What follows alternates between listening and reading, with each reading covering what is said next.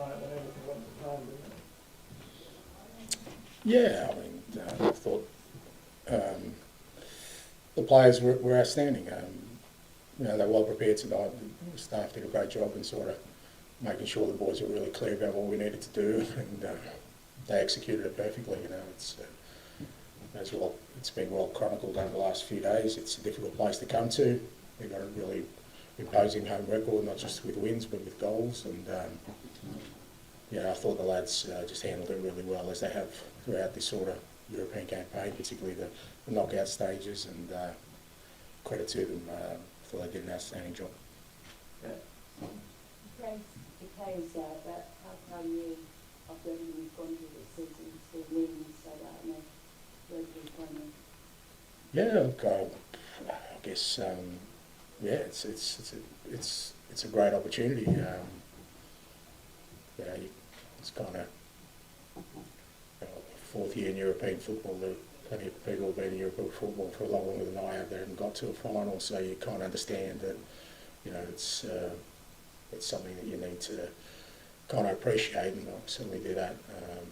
I haven't really thought a lot about it because obviously the focus is on tonight, but more importantly, just really sort of pleased for the players and the staff, and particularly our supporters. You know, there are a few hundred here tonight who sure will remember this night, and thousands back home who you know, give them some real hope and you know, something to dream about, that we can do something special this year.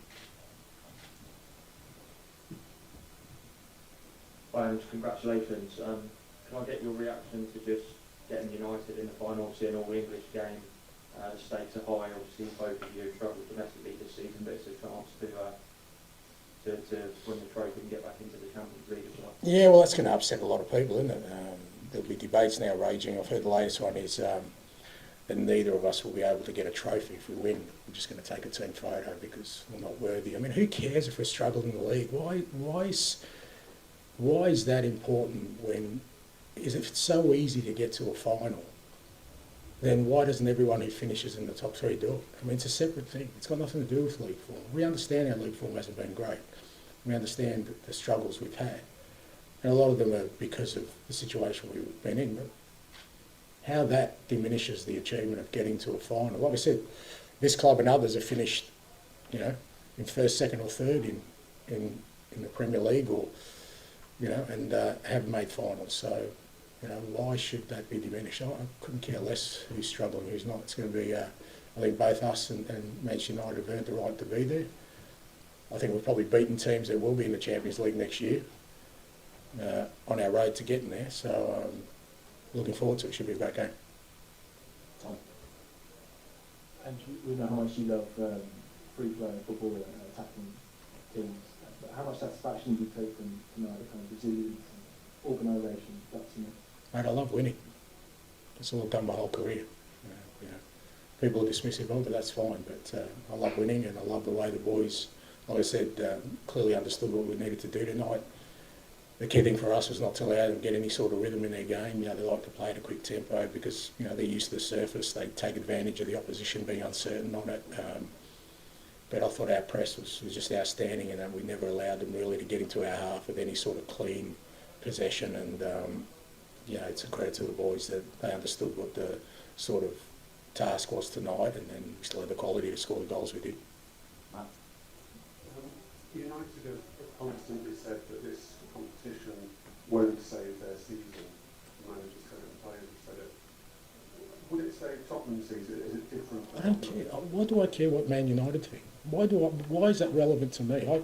Okay, so ask the Manchester United manager why he says that. Me, I've said all along that this is important. Now, okay, so to rephrase, what does it mean for yours? What does it mean for Tottenham's season? Well, to be fair, you know better than me. You follow this club probably more than I have. What do you think a trophy would do for this club? Exactly right. So the question answers itself. It's like it doesn't need me to. But you know what? What's happening right now is that people are fearing that it actually might happen. And because it might happen, let's see how we can tear it down somehow, diminish it somehow by, you know, saying that it's been a poor season and it's, you know, we don't deserve this or we don't deserve that, or somehow comparing us to Manchester United. Maybe if we had Manchester United's success, maybe I'd have a different view. But I came into this role, like you said, you know better than me. I could have been sitting here exactly the same time in 5th position. And I guarantee you that the commentary around me would be, well, that's great, Ange, but this club needs to win something.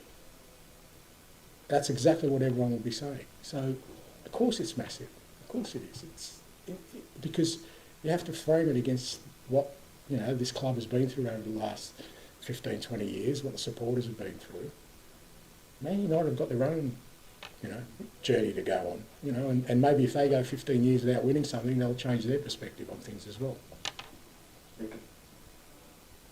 United obviously seem to kind of have a winning trophy in the last couple of years, but when you see the kind of professionalism the Brazilian team have shown in the away games in Europe, do you see that they're ready mentally for this final? Look, it's, you know, again, sort of a final's a kind of unique sort of standalone game. It's, you know, it's a bit different to everything that you do in the build-up to it. So, but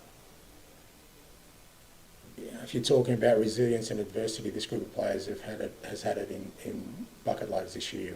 We're still dealing with it. You know, we're losing players, key players, and yet, you know, they've still found a way to stick together, to believe in what we're doing, and you know, that gives me the belief that, you know, the challenge we have of trying to overcome a sort of tough opponent in a massive game. I know the lads have got it within them to rise to that. George. Many congratulations. You've spoken many times about growing up and watching England struggle, and in particular European finals with your dad. What do you think your dad would have made for his son to have in the European final? Yeah, look, I mean, it's, I don't know, there will be a time when I reflect on all this stuff, but, you know, it's just, I mean, I've got friends who I grew up with who are now, you know, they're probably booking tickets to Bilbao that, you know, for all intents and purposes, I'll be on the touchline, but almost with the imposter syndrome, I should be in the stands with them, you know, because that's where I've come from. But it's, you know, it's my 4th year in European football, and I get the opportunity to lead a team out in the European final. I think that's, you know, it's something I will look back on, but, you know, I'd rather look back on it fondly with a positive memory on the day. But yeah, not just my dad, my family, my wife was amongst the few hundred here today, you know, cheering on with the away end, and credit to her. And 2 boys at a school night, but I promised them a trip to Bilbao if we got through. So there's so many people that, you know, will, you know, who take the knocks and feel it more than I do. But, you know, I'm sure they're proud of me tonight, but more importantly, I'm just pleased I can always give back to them who made the most sacrifices. Thank you very much. Thank you.